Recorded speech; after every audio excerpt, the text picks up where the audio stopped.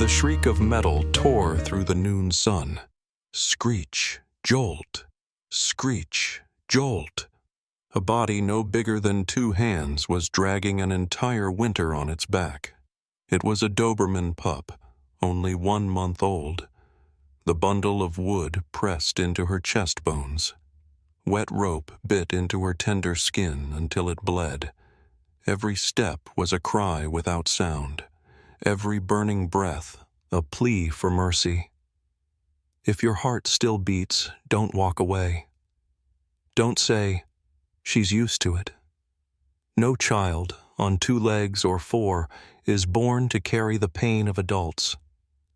My name is Martin Hale. I'm 52, a journalist. I have a camera. I have eyes that see. But more than that, I have a responsibility. I bent low, whispering in her ear as if she were my own grandchild. Hold on for 3 more breaths. I'm right here. Noon on the Blue Ridge slopes was not kind. White light poured straight down onto red earth, lifting the resin of pines and the fire-hot smell of gravel. The thermometer on my pack blinked 109 degrees Fahrenheit, numbers as dry and merciless as a warning. I had climbed the mountain early to chase light, meaning only to frame a few shots of stone ridges curling through the valley. I used to think cruelty in nature was something we projected onto it. Today I was reminded, it is people who truly know how to make nature cruel. The sound came suddenly. Not wind, not deer breaking a branch. The rasp of iron wheels on dry gravel, grinding, then catching, timed with the pull of something far too small for the weight laid on its back.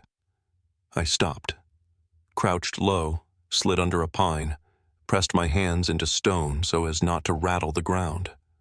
My telephoto lens was already mounted, the cap off. One task remained. Don't shake. The curve opened, and I saw her. A trembling speck of black and tan under the blinding sun. A Doberman, barely a month old, ribs sharp as a comb, belly caved, 4 legs like brittle sticks. A bundle of firewood strapped across her back, rope wound tight, carving red grooves. The rope dragged a makeshift cart behind her, its frame splintered, its iron wheels bent, each turn shrieking against the ground. Her head hung low, tongue lolled out, turning purple.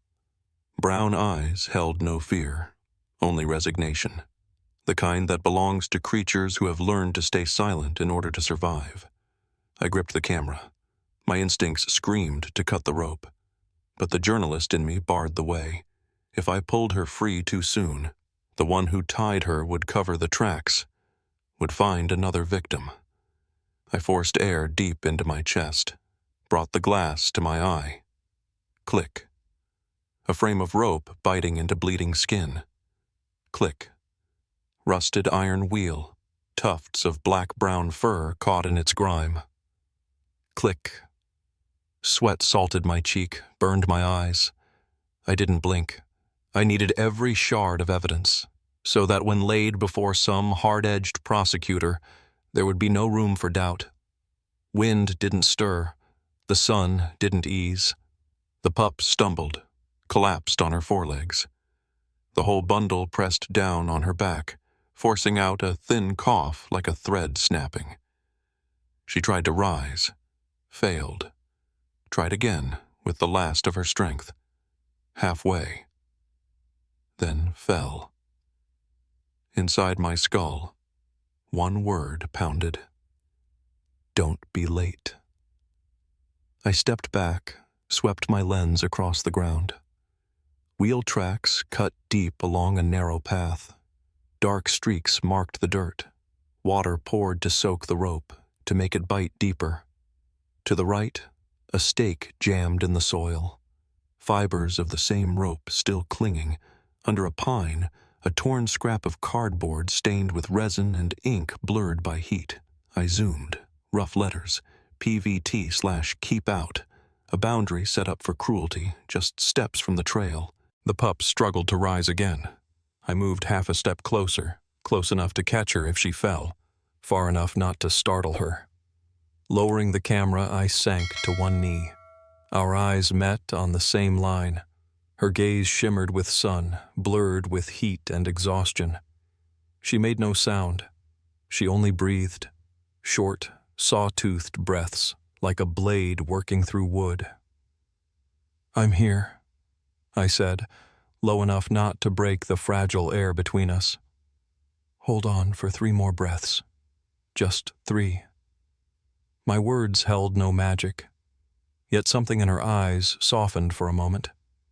I pulled out a water bottle, let a single drop moisten my fingertip, and held it near her lips. No pouring, just damp. She licked, so softly, as if afraid of breaking a rule. My heart struck 2 beats. I counted 1 more for her in my head. 1 breath left. I set up the tripod right there, captured the final sequence. Rope fibers grinding into the wooden cart frame, knot tied like a woodsman's snare, wheel tracks leading downhill. On the horizon, smoke curled faintly behind the pines. The camp. The man was near. I shut the lens cap, slipped a spare memory card into the pocket on my thigh, the survival habit of years in the field. Then I straightened, lifted both hands slowly, palms open. "I won't touch your rope," I told her.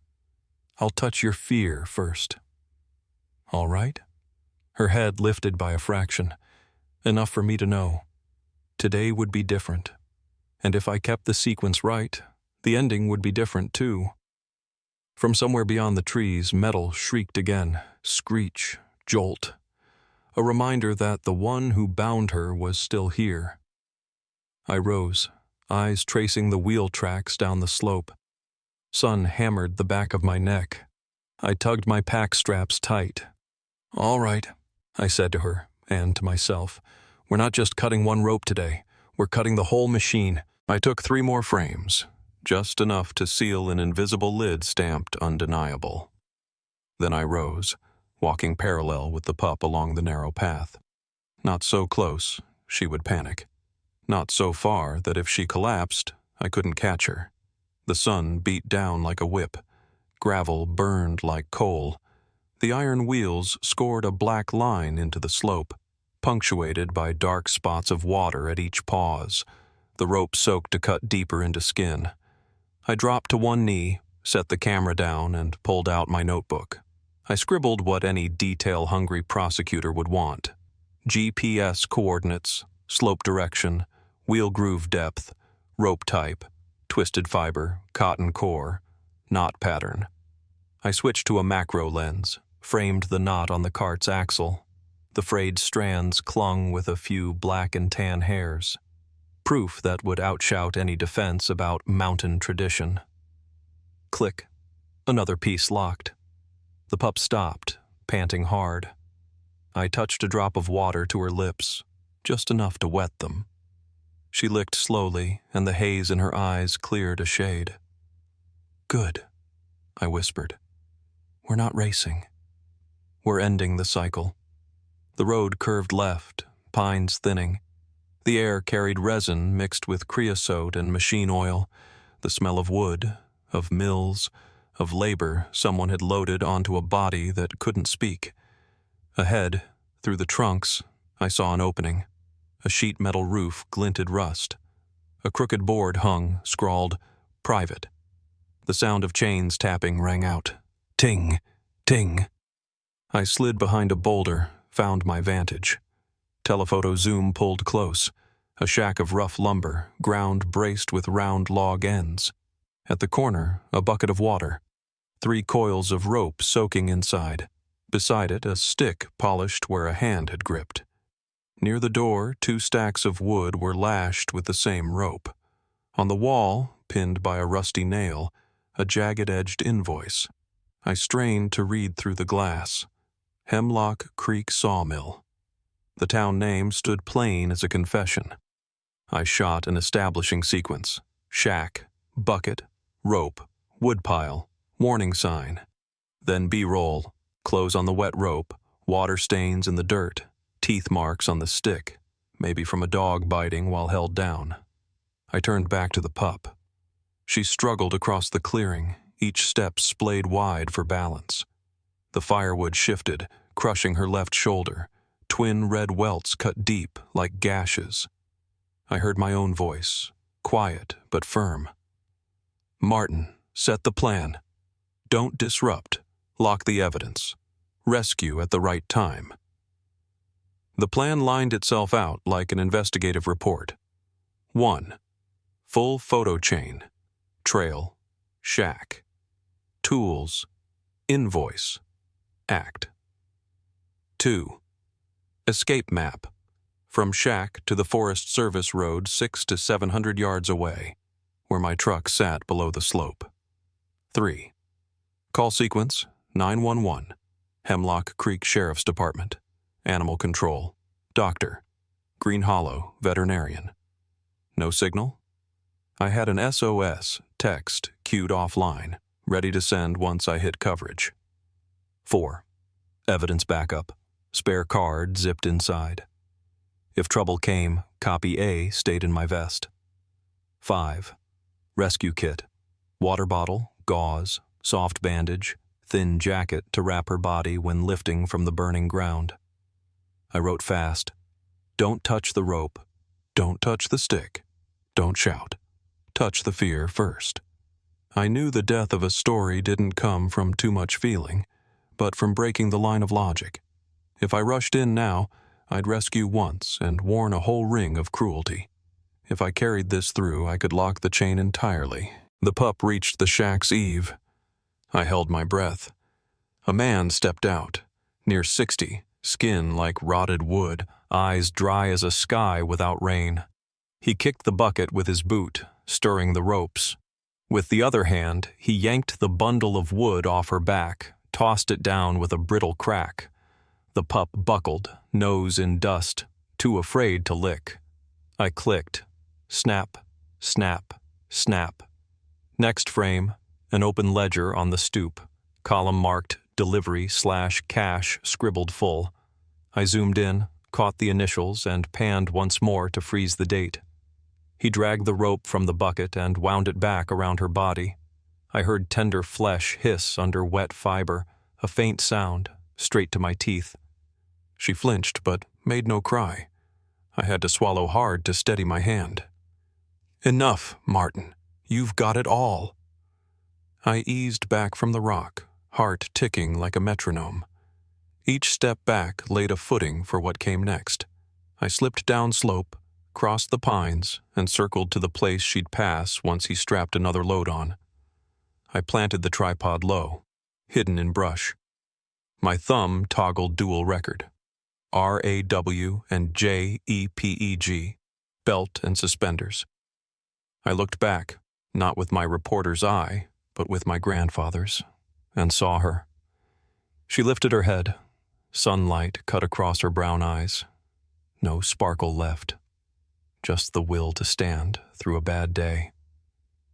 I murmured, counting time for us both. 1, 2, 3. The choice was set. I would follow until he laid bare the full engine of cruelty. Bind, drag, throw, tighten, repeat. I would call the right people, deliver the right proof, and when it was done, I would step out and cut the rope, not just from her back, but from the machine grinding silent lives into dust on this mountainside. Above, the wind brushed the pines with a faraway sound. At my feet, iron wheels rasped over gravel again. Screech, jolt, screech, jolt. The countdown had begun, and I had loaded everything I had. The rasp of iron wheels on gravel rose again. Screech, jolt, screech, jolt. The countdown clock of a rotten day. I pressed myself against the rock, watching the shack's bare back through a thinning stand of pines. A bucket of water sat on the porch. 3 coils of rope sank to the bottom, fibers swollen, slick as snakes. A wooden stick leaned against the wall, its shaft dark with the sweat of a hand. On the wall, a torn invoice pinned by a rusty nail. Through my telephoto, I read it. Hemlock Creek Sawmill. On the stoop, a ledger lay cracked open, the delivery/cash column littered with marks. One line scribbled, Luna/cart/AM. The name lay there, naked as a confession. The pup crawled to the porch edge and collapsed. He stepped out, near 60, square shoulders, eyes dry as dead wood. No good girl, no bowl of water. He nudged the bucket with his boot and stirred the ropes. With his other hand, he yanked the bundle off her back, flung it down, wood clattering sharply. I fired in bursts. Click, click, click. Next frame. A woodsman's knot. 2 loops, 1 lock. The rope fibers clung with black and tan hair. Doberman shade, no mistake. He hauled the rope up and cinched it around her tiny chest. I heard the hiss of tender skin under wet fiber. The pup shrank in on herself, still no sound. I swallowed hard, kept my hand from trembling, and dropped low, framing a threat shot. Boot, rope, hand, stick. All of it caught. Enough. Step out, I told myself. I walked into the sun, no circling. Stop. He lifted his head, squinting. Who the hell are you? I'm Martin Hale. Journalist. I raised the camera. I have photos, coordinates, and tracks. What you're doing is animal abuse. A 1-month-old pup, 4 legs or not, cannot pull a wood cart. He sneered, spat in the dust. Mine to do with as I please. Dog works. My old man did the same. Tradition. Tradition doesn't stand above law. My voice dropped, edged solid. And a vet will sign every cut on her body. Your sawmill in Hemlock Creek, right? That invoice is clear enough. His eyes froze for a beat, then hardened. He reached for the stick. I didn't step back. I just raised the camera. Click. His hand was gripping the wood. Click. The stick was lifted shoulder high. Click. His face was tight. I wanted a courtroom to see exactly where he stood in this story. Don't be stupid, he growled. This is my road. No one hears you scream here. I haven't screamed. I pointed at the pup. She's been screaming all morning. You just didn't hear. He stepped down from the stoop, stick lowered. The pup jerked, tongue purple, breath skittering. I shifted, blocking her from his shadow, still holding my angle. You touch me, I said evenly, and this threat shot becomes another charge. He stopped short, veins swelling at his neck. Then he snatched up a fresh bundle, glare burning.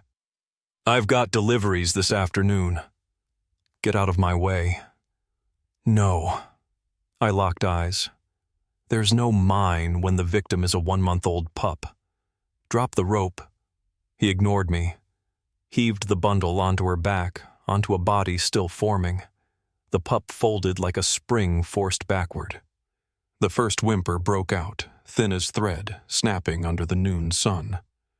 Shock glazed her eyes. Her forelegs spread, searching for a hold. Nothing to hold. Baby girl, I whispered to a granddaughter. One more breath. He raised the rope for another loop. The motion of habit, steady, numb. I caught the final frame. Rope, skin, tear, my sweat falling into the shot. In the corner, I snagged the tail of an old pickup half hidden in brush, license plate caked with mud, but the last 3 characters readable. Click. Another piece locked. At that point, reason gave way to plan. My hand slid to the folding knife in my pocket, shifted the spare memory card into the inner zip. Step never skipped. My eyes stayed on the cinch about to fall. My heart ticked steady, metronome true. 1, 2, 3. This is the last time, I said, voice clear as if into a microphone. Drop the rope. Don't touch her again. His lip curled. What can you do? Finish it, I said. I stepped into the sun, body covering hers. My left hand barred his stick. My right snapped the knife open, a clean blade of light, sharp as an exclamation. In that instant, I knew every piece was locked. Shack, rope, bucket, invoice, ledger, plate, act. All that remained was to cut the rope and run. The pup looked up. Her brown eyes held a single glint. I whispered, "One more breath, and we go home." The iron wheels went silent, a heartbeat of stillness before the storm, and I threw myself into the work that was mine. The folding knife snapped open with a sharp click, like an exclamation mark. I slid the blade between rope and tender skin, twisted my wrist, and sliced. The fiber sprang free, snapping hard against my arm. The pup collapsed forward, gasping as if a boulder had been lifted from her lungs. The man shouted, swinging the stick in a wide arc. I caught it on my forearm, wood scraping fire across my skin, while my right hand scooped Luna into my coat, pressing her to my chest as if cradling a newborn. "Step back!" he roared. "No." I backed 2 steps, holding the camera between us like a shield. I fired. Click, the stick raised high. Click, veins bulging at his neck. Click, his boot lunging. These frames would nail shut any excuse of accident. I turned, bolted downhill with the pup in my arms. Gravel stung my legs, and pine resin burned under the sun. Behind me, boots pounded hard. I cut through brush, slid half my body down a dirt bank, shielding Luna beneath the coat so rocks wouldn't claw her. My heart hammered a metronome beat. 1, 2, 3. At the count, I sprang up, running again. The parking lot opened like a cool well. I set Luna on the passenger seat, turned the air conditioning to medium, not blasting.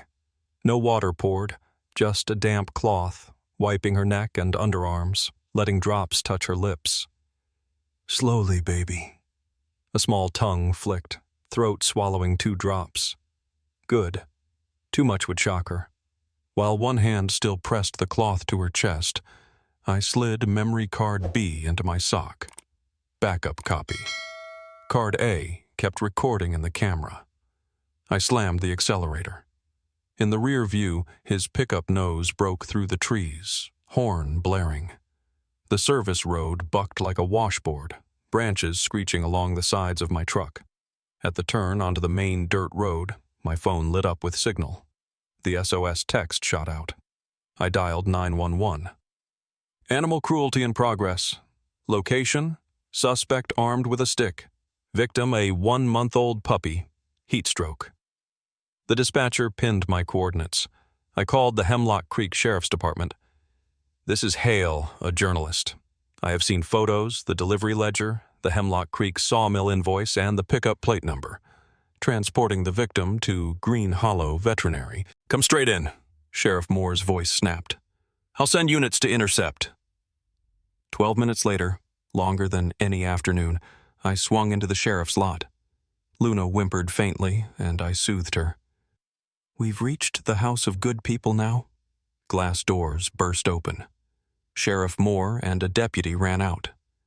I handed over the camera, folder already queued to RAW plus JEPG. I flipped through wet rope, knots, bucket, invoice, ledger, stick raised, license plate. The sheriff's face shifted from doubt to stone. "Enough!" He turned to Brenda. "Call animal control, seize order." "Call the DA."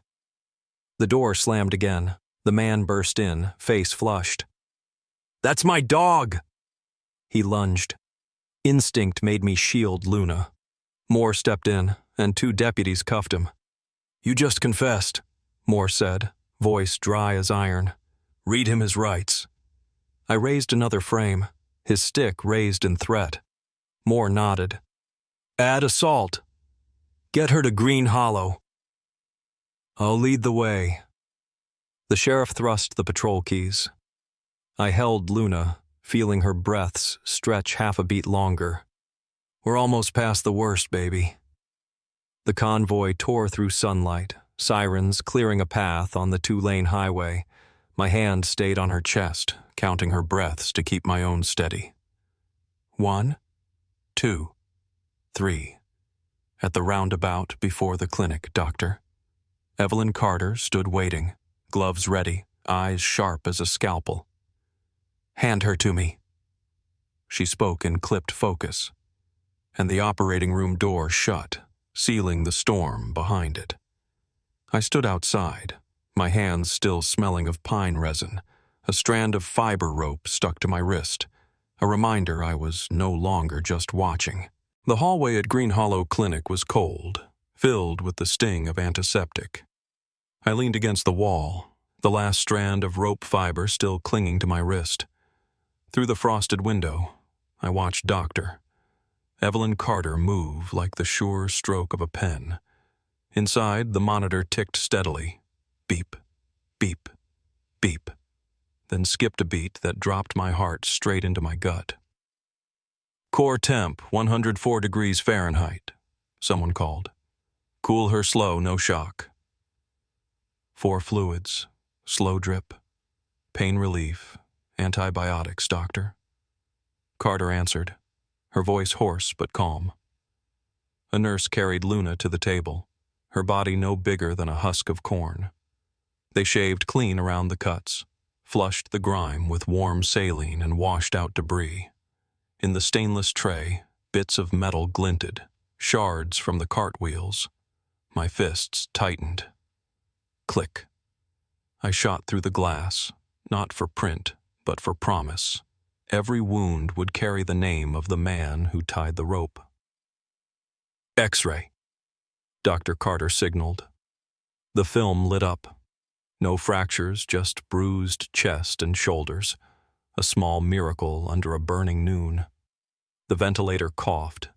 The monitor line sank, wavering. My blood froze.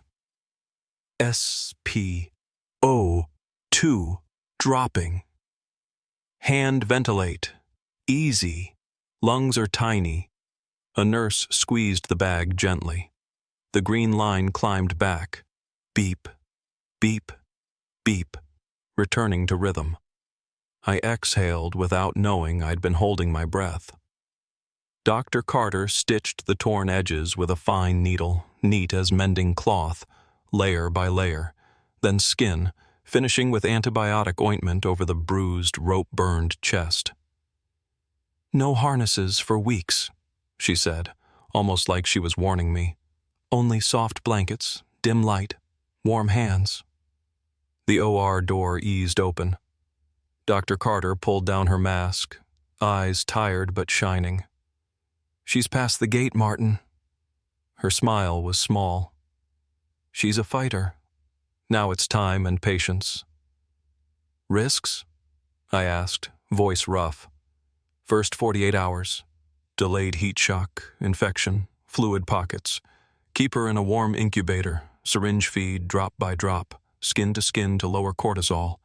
No noise. Nothing, ever, strapped to her back again. Sheriff Moore appeared beside me, a file in his hand. DA has the photos. Animal control's tearing down the shack. We've got the bloody rope, the sawmill invoice, and the ledger. Your part. You saved her. He placed a hand on my shoulder, nodded once, then walked away. They let me into recovery. Luna lay in the incubator, breath thin but steady. I sat on the floor, pressed 2 fingers against the cage bars. I'm here, I whispered, my 52-year-old voice breaking small like a child's. No one will ever make you haul wood again. From now on, you'll only haul sunlight into a room. A faint sigh slipped from Luna's throat, like an answer drifting from the bottom of sleep. I told her about the Blue Ridge in autumn, leaves red as fire, dirt roads carrying the scent of fresh apples. With each word, I unwound another invisible rope from her. Near midnight, a nurse brought me a syringe of warm goat's milk. I touched it gently to her lips. 1 drop. Luna swallowed. A second. Swallowed again. I didn't dare rejoice. I only leaned my forehead to the incubator, counting with the monitor. Beep, beep, beep. In the corner, the heater rattled. On my wrist, the scrap of rope fiber still clung, a reminder that tomorrow I would cut more ropes, the ones knotted inside Luna's mind and the ones woven into the machine that had turned silence into labor. Sleep, Luna, I said softly. Tomorrow, we begin to live. The first 2 days, I sat glued to a plastic chair, counting the beeps with the monitor like I was holding another life's breath for her. 48 hours dragged more slowly than winter. Dr. Evelyn Carter changed bandages twice a day, her hands steady and warm as she cleaned the purple bruises across the pup's chest. I learned how to feed with a syringe. 1 drop of goat's milk, stop. 1 drop of warm water, stop. Wait for her throat to nod before daring another. Every motion is measured in millimeters. On the 3rd night, Luna opened her eyes a little longer. I placed 2 fingers near the bars of the incubator, not touching, just there for her to decide. A soft lick brushed my fingertip, light as a signature on thin paper. My throat tightened. "I'm here," I whispered, "and no one will ever make you pull again. If we must pull anything, we'll pull sunlight into the room. By the 7th morning, Doctor." Carter moved her into quiet recovery. I spread my coat into a warm nest, sat cross-legged on the floor so our eyes met at the same level. Luna left the corner of her blanket, rested her chin on the toe of my shoe, a small dot, opening a whole book of trust. I didn't stroke her head. I just let her listen to the heartbeat in my shoe, like a safe new clock. Meanwhile, the case unfolded like a parallel file. Sheriff Moore called every afternoon, his voice clipped and spare. "Shack searched. Found wet rope with blood, iron wheel with black and tan fur, ledger entry Luna Cart AM. Invoice from Hemlock Creek Sawmill matches handwriting. Sawmill confirms he sold cheap firewood twice a week. They didn't want to intervene. I've got the statements. DA received your RAW photos and doctor. Carter's medical report. Felony animal cruelty and threat charges filed. On the 10th day, I wrote a statement longer than any investigation I'd ever filed. Timeline, coordinates, slope direction, knot types, wheel ruts, and even how I avoided pouring water too fast to prevent heat shock. Dr. Carter attached the medical record. No fractures, bruised chest and shoulders, rope burns consistent with continuous hauling. My photo sequence formed the backbone. Rope, bucket, knot, stick, plate, threat. By the 14th day, the sheriff walked into recovery, hat in hand, and for once, smiled. He pled guilty. DA ruled.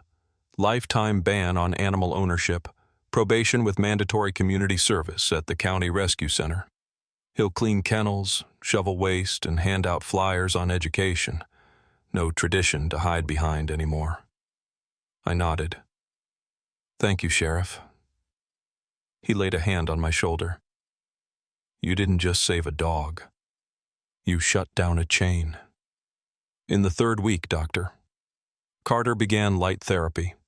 Shoulder massage, stand 5 seconds, rest, stand 7 seconds. I asked to bring in a strip of soft cloth, laid it across the room, not a harness, just the shape of the thing that once broke her. Luna looked, then turned away. Good. No forcing. Where we stood, it wasn't about winning. It was about not fearing. On our last night at the clinic, I read a few lines from my notebook to her. Bearing witness isn't watching. Bearing witness is stepping in and changing the ending. Luna sighed, curled against my coat. I understood. Tomorrow, we would leave the hospital, not for a perfect life, but for a safe one, where the screech of iron wheels would exist only in memory, fading each time sunlight filled the room. I signed the adoption papers in a small room at Green Hollow. Dr. Evelyn Carter handed me a thin medical chart, her hand squeezing mine like sealing a promise. Keep her warm. Keep her quiet. Keep patient. Out in the parking lot, Sheriff Moore gave a small nod. His eyes softened. Take her home, Martin. I'll handle the rest. Home, for Luna, began with the smallest things. A bowl, always full, a rug where sunlight spilled across the floor, a cloth ball with no squeak. That first night, she hid under the chair. I didn't call. I just sat on the floor and told stories of Blue Ridge in autumn. When I reached the part where the wind tossed leaves like confetti, she crawled out and set her chin on the tip of my shoe. I didn't stroke her head. I only said, "From now on, we only pull sunlight into the room." In the days that followed, Luna learned to sleep without flinching, to eat without hiding, to walk beside me with no leash. Every step forward was another tear of mine, quiet, grateful. I was 52 years old. I thought I had seen it all. Turns out I was only beginning to see the most important thing, that a small creature, when trusted, becomes herself again. On the 1-year mark, I drove Luna back to the mountain slope. The forest road still jolted, but my chest was calm as still water. The shack was sealed, the iron wheels rusted, lying broken like a discarded toy. The wind through the pines carried only sweetness now. Luna stepped into the clearing, stopped at the exact spot where the grinding once split her chest. She let out a long, quiet sigh, like handing a stone back to the past. Then she turned, her brown eyes meeting mine, clear and at peace. She placed her paws on my knees, gave one slow, warm, steady lick, as if writing, "Thank you," in a language made of tears from a puppy who had survived. I wrapped my arms around her, my chin resting on the crown of her head that smelled of sunlight. I opened my notebook and wrote a final line. Witnessing isn't watching. It's choosing to witness is not to stand aside. It is to step in and change the ending. And if one day you, especially hands that have held children, soothed grandchildren, hear a strange grinding sound at noon, please don't turn away. One photo at the right time, one persistent call, one embrace warm enough, can save an entire life. I've seen it with Luna, and every evening when sunlight lies across the rug at home, I swear I hear her whisper, "Thank you." Have you ever saved a dog's life? If you have, share your story in the comments so we can spread that love. And if not, maybe tomorrow you'll be the one to stop, to open your arms. Don't forget to subscribe and share this story so that more Lunas will never be left behind, never be alone.